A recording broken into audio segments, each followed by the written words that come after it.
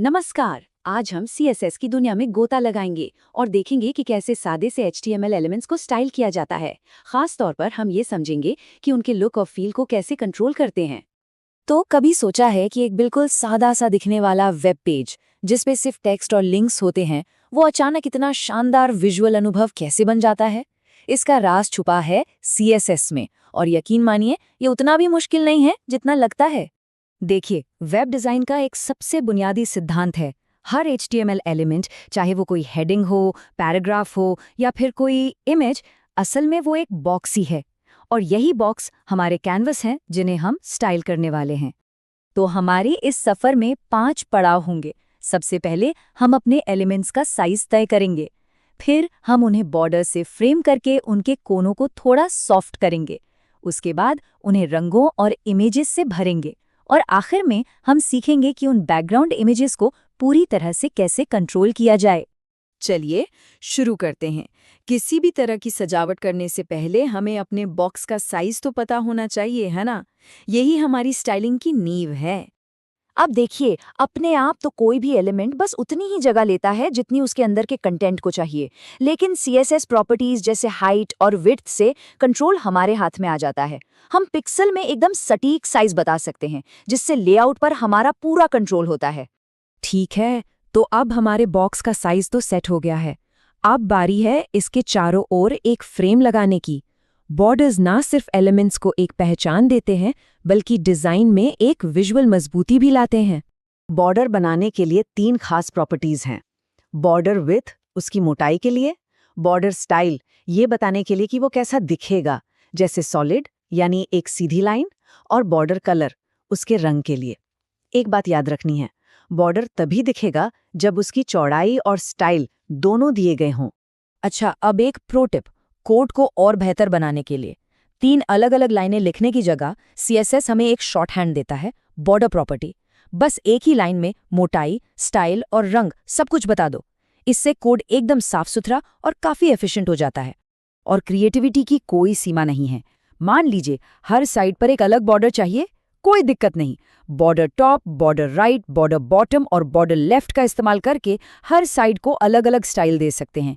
इससे बहुत ही अनोखे डिजाइन बनाने की संभावना खुल जाती है। हमारे बॉक्स पर अब फ्रेम तो लग गया, लेकिन कोने थोड़े तीखे लग रहे हैं। तो चलिए बॉर्डर रेडियस प्रॉपर्टी का इस्तेमाल करके इन तेज कोनों को थोड़ा नरम करते हैं, जिससे एक बढ़िया फिनिशिंग टच आएगा।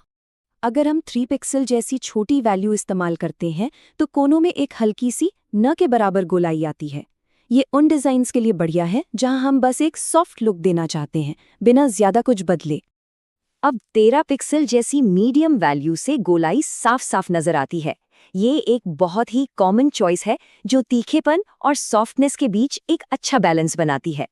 और अगर हम इसे बिल्कुल एक्सट्रीम पर ले जाएं तो 130 पिक्सल जैसी बड़ी वैल्यू एलिमेंट के शेप को पूरी तरह से बदल सकती है। और कभी-कभी तो इसके नतीजे काफी मजेदार होते हैं। इससे पता चलता है कि सिर्फ एक प्रॉपर्टी में कितनी ताकत है। और हाँ, बॉर्डर्स की तरह ही हर कोने को अलग-अलग कंट्रोल किया जा सकता है। बॉर्डर टॉप लेफ्ट रेडियस या बॉर्डर बॉटम राइट रेडियस जैसी प्रॉपर्टीज का इस्तेमाल करके कस्टम शेप्स बनाना मुमकिन है। इससे स्टाइलिंग में और भी ज्यादा फ्लेक्सिबिलिटी मिल जाती है। तो हमारा बॉक्स अब तैयार है, उसका आकार तय है और फ्रेम भी लग चुका है। अब वक्त है इसमें थोड़ी पर्सनालिटी डालने का।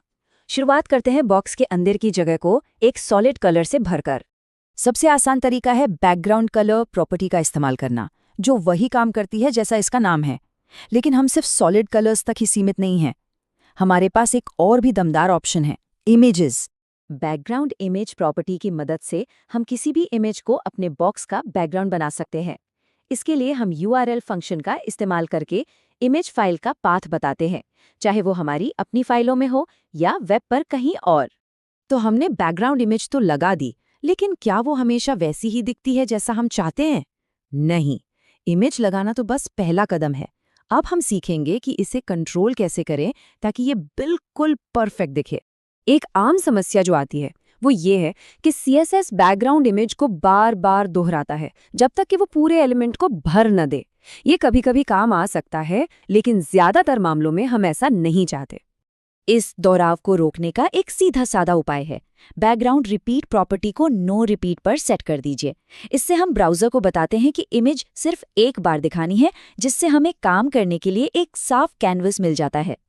जब इमेज रिपीट होना बंद हो जाए तब हम उसे अपनी मनचाही जगह पर रख सकते हैं।